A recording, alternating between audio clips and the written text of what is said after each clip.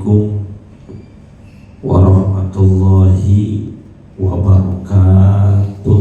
Assalamualaikum warahmatullahi wabarakatuh.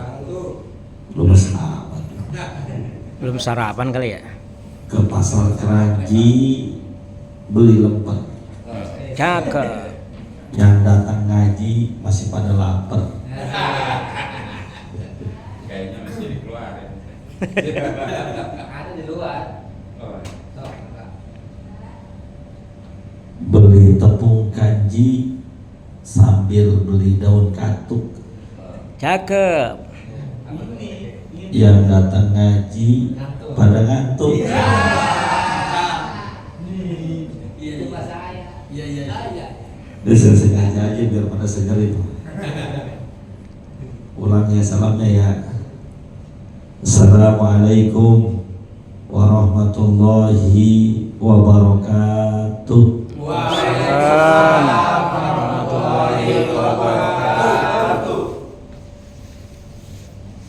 Malam-malam kita makan nanas. Cakep. Yang jawab salam semoga utangnya pada lunas. Amin. Semua. Itu yang aminnya paling kenceng, paling banyak. Paling kencangnya. Bisa jadi. Sekali lagi. Assalamualaikum warahmatullahi wabarakatuh.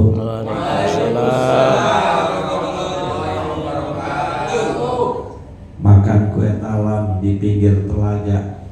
Cakep. Yang jawab salam semoga masuk surga. Amin ya Allah. Udah yang pantun mulu kapan ngajinya. Bismillahirrahmanirrahim. Alhamdulillahirabbil alamin. Allahumma sholli wa sallim ala sayyidina Muhammadin wa ala alihi wa sahbihi ajma'in, amma ba'du. Yang saya hormati dan muliakan segenap karyawan dari Arion Suite Hotel Kemang Jakarta. Betul ya?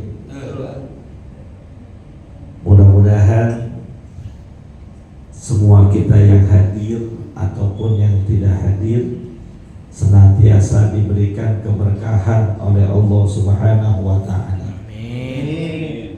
Hotel tempat mengabdi kita ini diberikan kelancaran. Amin. Karena kalau hotelnya lancar, pegawainya juga lancar. Betul. Betul ya? Aminnya rada kencengan nggak Pak?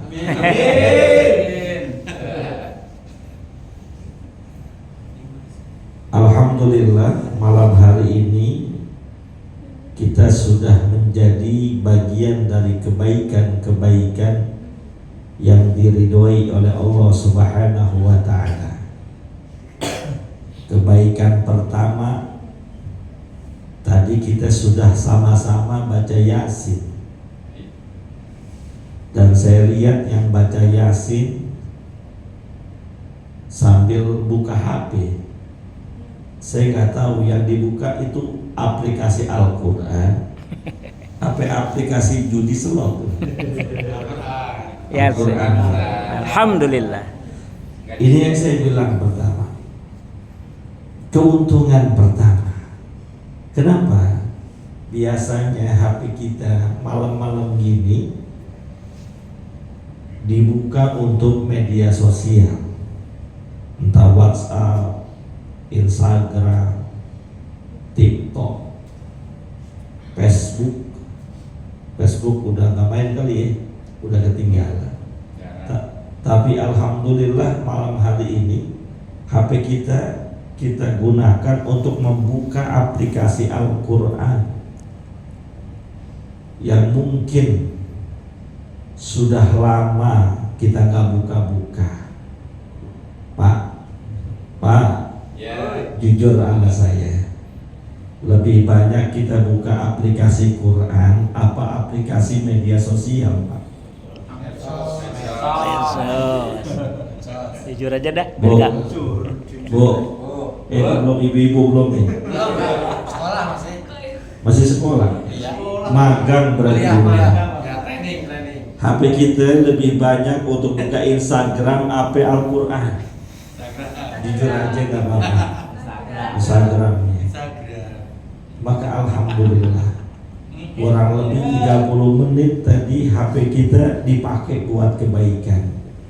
Maka saran saya yang HP-nya sudah ada aplikasi Al-Quran, tolong aplikasi-aplikasi yang merusak otak kita buang. Link-link yang bakal merusak kita hilangin, udah, jangan disimpan. Malu ada aplikasi Al-Quran, masih ada aplikasi lain, aplikasi yang bakal merusak otak kita. Mohon maaf, konten-konten pornografi dan lain sebagainya buang, Pak. Buat apaan? Keuntungan yang kedua, hari ini kita sudah berzikir kepada Allah Subhanahu wa Ta'ala, yang baginda Nabi kita Muhammad sallallahu alaihi wasallam sabdakan, majtama'a qaumun fi baitin min buyutillah yatluna kitaballahi wa yatadarasunahu illa nazalat alaihimus sakinah wa ghasyiyatuhumur rahmah wa dzukira fi man indah. Tidak ada satu kaum, sekelompok manusia yang berkumpul di rumah-rumah Allah ataupun di tempat-tempat kebaikan. Ngapain? Mereka membaca ayat Quran, bertadarus dengannya, menuntut ilmu, berzikir, kecuali Allah akan turunkan buat mereka ketenangan di dalam hatinya. Amin. Maka lihat tuh, muka-muka yang pada ngaji, mukanya tenang-tenang banget. Dari pojok sana saya lihat mukanya tenang. Padahal saya tahu di rumahnya banyak problem. Mukanya tenang-tenang banget, padahal saya tahu bininya pada galak-galak banget. Makanya pada betah di tempat pengajian daripada di rumah ya, Bay. Hatinya tenang walaupun mungkin banyak cicilan hutang, kredit rumah, bayar kontrakan, bayar sekolah anak, belum lagi utang pinjam, aku laku, easy cash, dana tunai, dana cepat. Ustadz apal banget, member jangan-jangan. Bisa jadi. Bisa jadi, ya enggak lah. Jangan dah. Tenang mukanya. Kenapa? Karena memang kita lagi mengerjakan sesuatu yang Allah ridhoi. Yang kedua, wa ghasyiyatuhumur rahmah, Allah liputi kita dengan rasa kasih sayang, lemah lembut. Rahmatnya Allah bagi kita ada sebuah keuntungan yang luar biasa. Kan dalam berbagai riwayat hadis akan kita temukan manusia itu bisa masuk ke dalam surganya Allah bukan karena amal perbuatannya. Apalagi orang model kayak kita yang subuhnya kesiangan, mungkin zuhurnya sering kelewatan. Ada orang subuh itu jam 6 baru sholat subuh. Ada kayak begitu? Di sini. Yang mana orangnya? Subuhnya udah 6:30, asarnya udah jam 3, zuhurnya jam 3, asar menjelang maghrib, kadang maghribnya kelewatan. Yang model kayak gitu mengharapkan surga jauh. Tapi kita diajarkan oleh baginda Rasulullah sallallahu alaihi wasallam, masuk surganya kita bukan semata-mata amal perbuatan yang kita lakukan, tapi lebih karena rahmatnya Allah. Maka kita hadir ke tempat ini itu untuk mengundang rahmat Allah. Yang ketika kata baginda Rasul, hadir tempat kebaikan, majlis zikir, majlis ilmu, nama-nama yang hadir akan disebutkan oleh Allah di hadapan para malaikatnya. Amin. Pak, Bapak namanya siapa, Pak? Namanya siapa? Wasito. Di dunia mungkin nggak banyak yang orang kenal dia. Mungkin hanya lingkungan kerjanya, lingkungan rumah tinggalnya, beda RW udah nggak dikenal. Tapi siapa tahu Allah Subhanahu wa Ta'ala ternyata melalui para malaikatnya nama Pak Wasito terdengar di langit di hadapan para malaikat Allah. Disebutin tuh malam Jumat tanggal 23 November Pak Wasito hadir di majelis ilmu. Saksikan wahai malaikat bahwa beliau ini orang baik. Amin Pak. Orang yang sudah disaksikan menjadi orang baik seandainya meninggal dunia berhak masuk surganya Allah. Amin. Pengen masuk surga? Banget. Mati buru-buru Pak.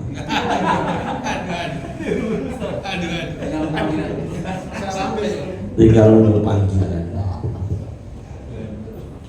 Hadirin yang dimuliakan oleh Allah itu tadi belum ceramah, belum pembukaan doa.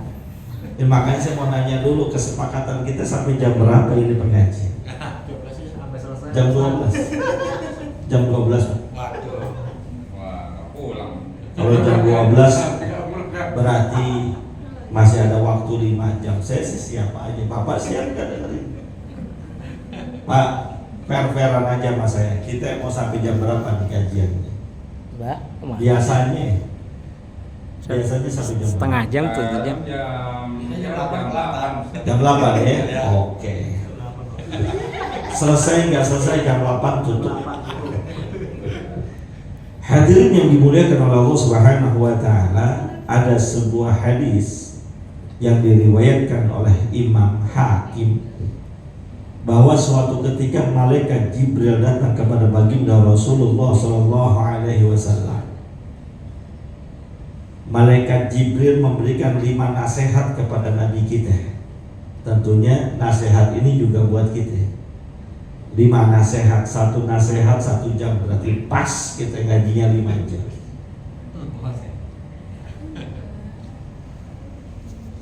Apa kata malaikat Jibril? Ya Muhammad, Allahumma sholli wa sallim alaihi. Wahai Muhammad Rasulullah, wasiat yang pertama, isma syi'ta fa innaka mayyitun. Ini nasihat buat kita juga. Hiduplah engkau di muka bumi ini semaumu. Terserah mau jadi apaan kek. Mau jadi orang kaya silahkan, konglomerat silahkan, setengah kaya yang monggo. Mau jadi pejabat nggak apa-apa, mau jadi presiden boleh, mau jadi gubernur tidak ada halangan, mau jadi camat juga boleh, mau kerja di hotel juga nggak apa-apa, mau jadi apa kita terserah. Tapi ingat, fa innaka mayyitun, di ujung kehidupan yang engkau jalani, engkau akan menjalani, mendapatkan apa yang namanya kematian. Ini jelas. Kita semua bakal mati.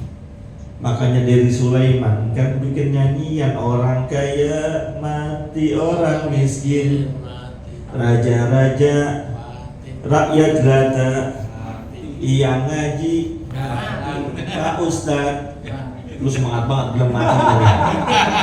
Bilang gua yang mati. Kita semua bakal mati. Apapun profesi kita, pilihan hidup yang bagaimanapun, mau jadi orang jahat ataupun orang baik, bakalan mati. Dan kematian dalam agama kita bukan akhir segalanya. Ahlan wa sahlan, selamat datang gorengan, ayo dah keluarin. Ya ini tandanya ngajinya kudu lama. Apa ini? Kopi alhamdulillah. Aki-aki bawa buntelan. Ya, cakep. Bikin kopi yang rada kental. Pasti kental itu kopi mesin. Alhamdulillah. Dia tahu aja saya doyan kopi. Tapi saya doyan juga es jeruk. Enggak bercanda, cukupin aja kopi.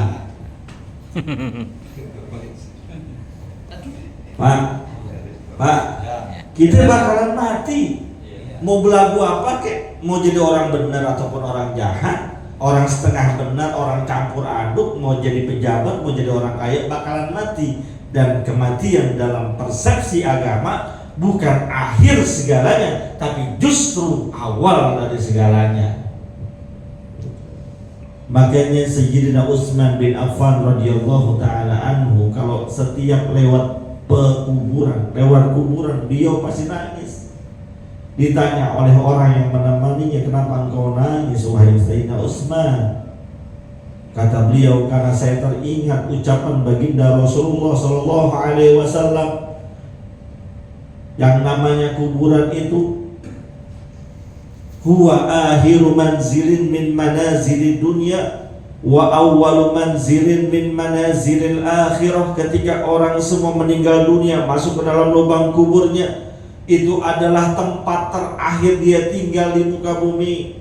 Walaupun rumahnya kaya, rumahnya megah, rumahnya gemerlap bertingkat-tingkat, orang sekaya-kayanya ketika meninggal dunia tetap masuk ke dalam tanah, masuk ke dalam kuburan.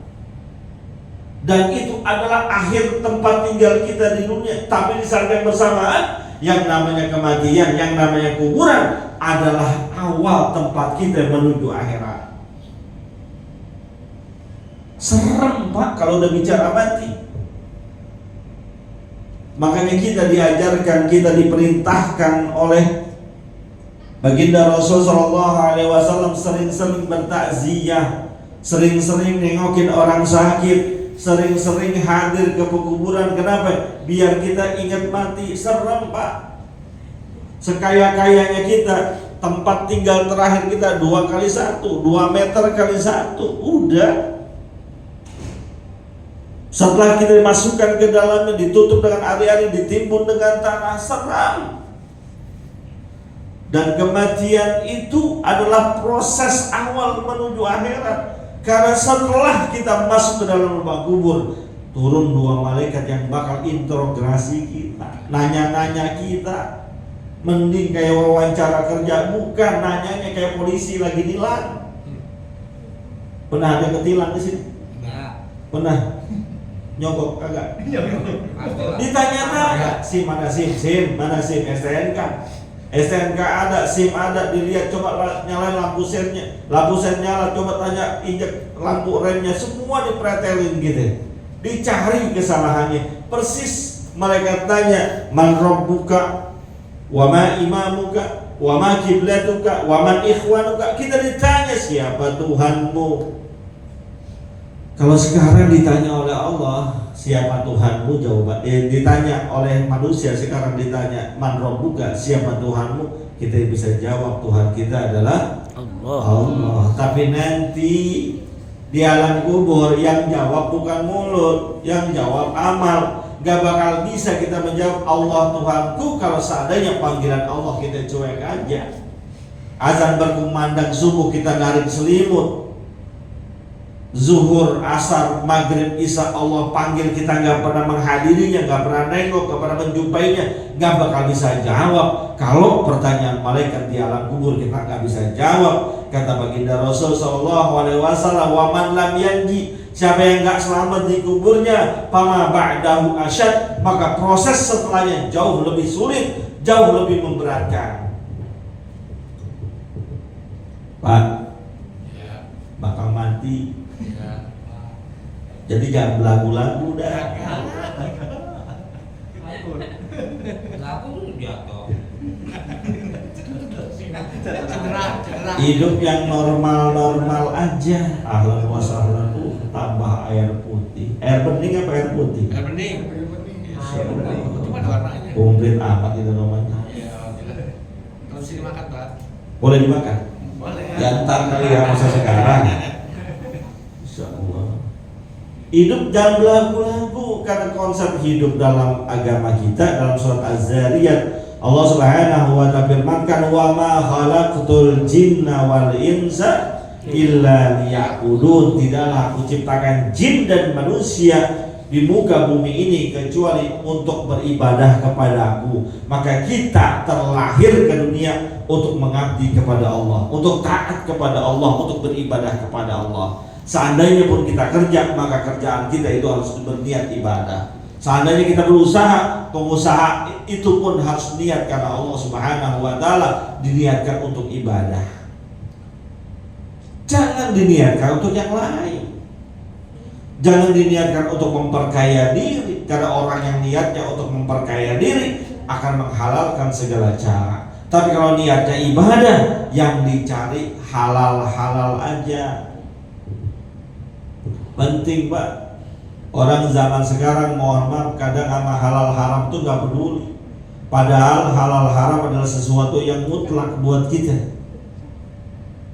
Ini saya kasih tahu ya, serem memang. Coba saya kasih tahu nih, kalau ada barang haram masuk ke dalam mulut kita, baginda Rasul mengatakan, kullul lahmin nabata bin haramin fannaru aula. Setiap daging yang tumbuh dari barang yang haram, baik haram jenisnya, haram mencarinya, haram prosesnya, masuk ke dalam tubuh kita, fannaru aula. Tuh orang lebih pantas masuk neraka daripada masuk surga. Pertanyaannya mau masuk surga atau neraka? Iyalah, kalau ditanya pengen masuk surga. Tapi yang haram tinggalin. Makanan haram tinggalin, minuman haram tinggalin, pekerjaan haram tinggalin, proses yang haram-haram tinggalin. Bakal mati gitu. Satu baru satu, udah jam berapa? Yang kedua kata baginda Rasul, wahbib man ahbabta fa innaka mufariqu.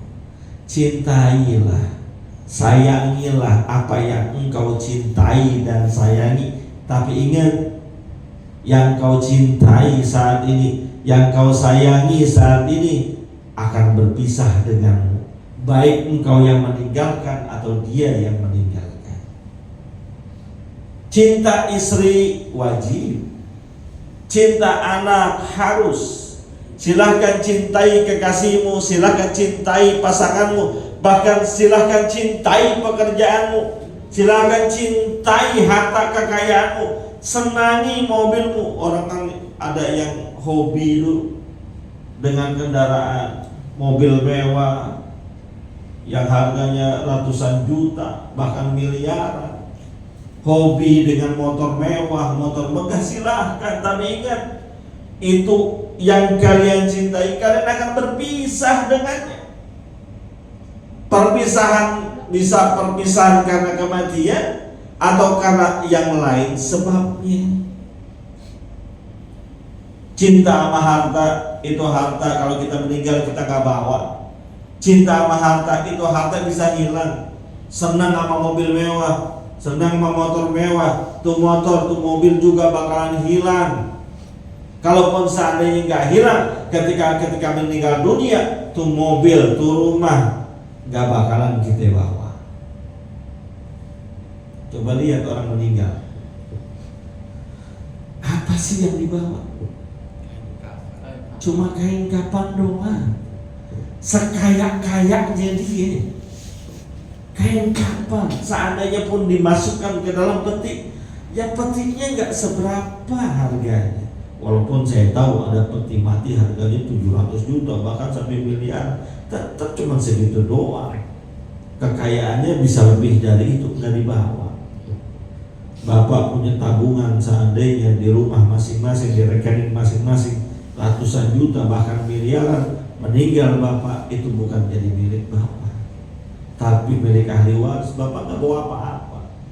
Seandainya pun kita berwasiat, nanti kalau saya meninggal dunia tolong masukin ATM-nya ke dalam kuburan. Kain kapan saya, sama yang tukang ngurusin jenazah dicabut. Jangankan itu, mohon maaf. Seandainya kita punya gigi emas, ya, ada yang punya gigi emas? Ada yang nggak ada? Ada orang giginya dari emas, itu pun dicopot. Gigi emas, ada orang giginya emas. Wajib ya, wajib. Di sebuah pasar itu ada orang kaya baru. Ini gelang emas, cincin emas, nawar kangkung. Ini kangkung berapa duit? Semuanya. Saya bawa, saya mau bayarin. Lu emas semua sih. Kata tukang kangkungnya 10.000. Giginya emas semua. Kita ada gigi emas cabut semuanya. apalagi timbang ATM, cabut. Bakal berpisah kita semua. Jadi seandainya pun kita cinta kerjaan kita, karena itu bagian dari maisha kehidupan kita, tetap jangan sampai cinta kita terhadap pekerjaan kita melupakan cinta kita ke akhirat. Bahkan kita pisah dengan istri. Saya nggak sama istri, Pak. Udah pernah punya istri kan ya? Udah pada punya istri kan? Ya kalau tampang-tampang ya sih udah. Sayang kita, tapi bakalan pisah. Bisa kita yang meninggal duluan ataupun istri kita yang meninggal dulu. Ini belum nikah, suami udah belum. Masya Allah. Pengen nikah? Pengen lama, pengen cepat? Ntar saya nanti dulu ya udah kalau nanti. Saya udah pengen doain aja nih. Malam Jumat. Jangan buru-buru, mau kemana dulu? Yang punya istri, istrinya sayang sama kita, kita sayang sama bini, bakalan bisa. Gak bakal juga ketika, mohon maaf, istri kita meninggal, sayang banget kita sama dia. Ketika dimasuk ke dalam lubang kubur, kita pengen ikut juga dikuburin. Ya kagak bakalan. Walaupun ngomongnya cinta sehidup semati, gak bakalan. Paling juga kalaupun seandainya istrinya meninggal, nangis, mata kanan nangis, mata kiri kelirik begitu, mana?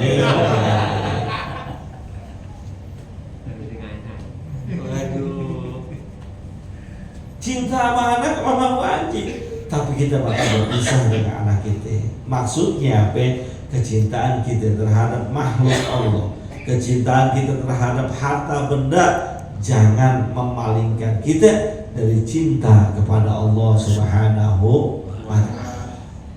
Yang ketiga, nggak jadi dan 5 jam ini mah, orang kopinya udah keluar. Udah dingin ya, enak. Wangi banget kopinya. Iya. Menggoda banget, wangi bener kopinya ini. Wangi ya. Yang ketiga kata baginda Rasulullah SAW, wa'mal ma syi'ta fa innaka madziyun bih. Beramallah, berperilakulah sesuka kalian. Terserah. Mau kagak sholat silakan, mau sholat monggo, mau puasa silakan, mau kagak puasa ya silakan, terserah.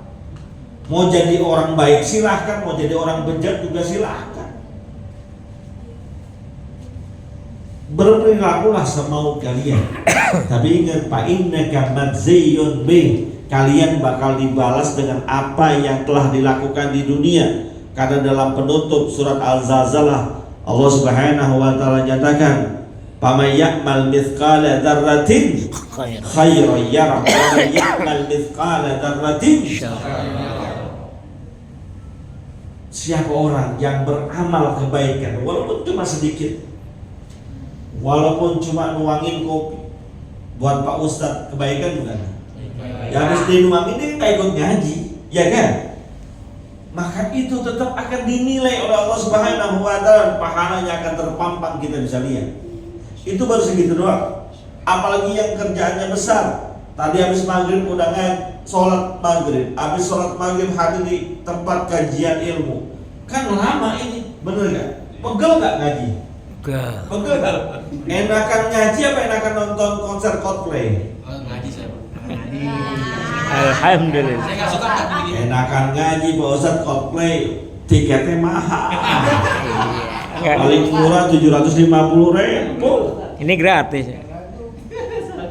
Nggak sanggup Pak Ustadz. Kalau bicara enaknya dunia, enakan sekarang nih nonton TV enak. Selonjoran. Mojok di layar tancap. Udah masih ada layar tancap kan? kamu. Sawangan begitu. Musik komplit sawangan mah. Atau nonton di 21, CGV, XXI. Kan durasinya hampir sama ya, 2 jam. Enakan mana Pak? Hari di majelis ilmu apa nonton? Jangan bohong apa? Ngomong itu lebih doyan ngaji, bohong banget. Nafsu dunia kita akan mengatakan lebih enak nonton Pak. Walaupun nonton itu bayar minimal 50.000. Itu yang biasa, yang premium udah 125.000. Gua nonton Nggak boleh amat kok. Iya. Enakan nafsu dunia kita enakan nonton. Ya tukang mancing, ada tukang mancing di sini. Ada ya. Biasanya kalau orang Sawangan, Depok biasanya karena di sono banyak empang. Benar. Biasa ada sih Ustaz. Emang wajib. Emang wajib mancing Sabtu Minggu jadwal untuk joran. Ya kan, walaupun mancing dari jam 10 sampai jam 12 bayarnya 125.000 untuk satu joran. Kalau dua joran 250.000. Walaupun bayar enakan mancing apa ngaji Bang? Bagi Galatama. Kalau galatama mulutnya ikannya udah pada rusak. Enakan mancing kalau untuk urusan dunia. Tapi ingat, mancing 2 jam sama ngaji 2 jam beda kualitasnya. Jangankan ngaji 2 jam, ngaji 15 menit tetap kualitasnya lebih bagus. Hadir majlis ilmu 15 menit daripada mancing 2 jam. Mancing 2 jam udah bayar. Buat bayarnya aja udah ketahuan dari 250.000. Belum buat beli umpannya. Rokok. Peletnya lain, krotonya lain, kinonya lain, paikinnya lain. Ngomong lagi gue tukang mancing. Apa bener? Itu udah berapa buat ikan? Kalau ikan-ikan Sawangan itu umpannya pakai jagung, mahalan lagi. Oh, iya bener. Jagung diparut terus direbus, pakein keju dikit atau enggak pakai tenggo. Gua apal udah.